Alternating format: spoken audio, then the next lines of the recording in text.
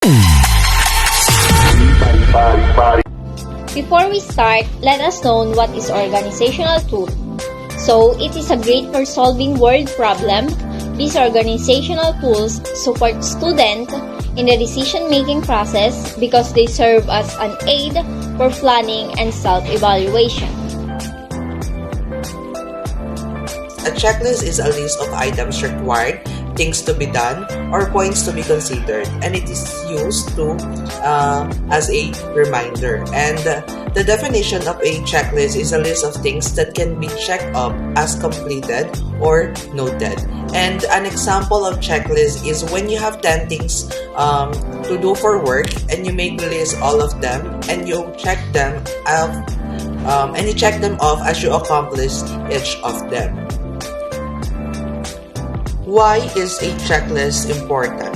You know what, guys? Checklist is very important because it ensures tasks we set out to do during the day will be completed correctly by clearly outlining the step we must not miss. And speed and efficiency help time management, and task management empowers teams to be productive. And also the checklist acts as our memory or reminder of what tasks we need to be done and to order they should be completed to reduce mistake and error in the process and get the best possible results. When you have a checklist to follow, it can be a great motivator. So guys, how effective are checklists? Following through a checklist means less stress and fewer drills. By mastering all the repetitive tasks, you will be able to utilize more focus and brain power for creative activities.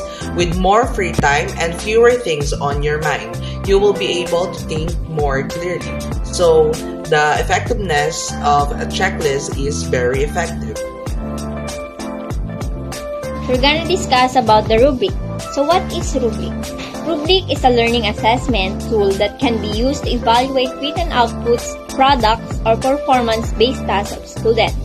It is to quantify all the performance of the student. Discussing about the analytic rubric. So what is analytic rubric? This is the finding of the given performance by the student using this rubric. It has a specific criteria.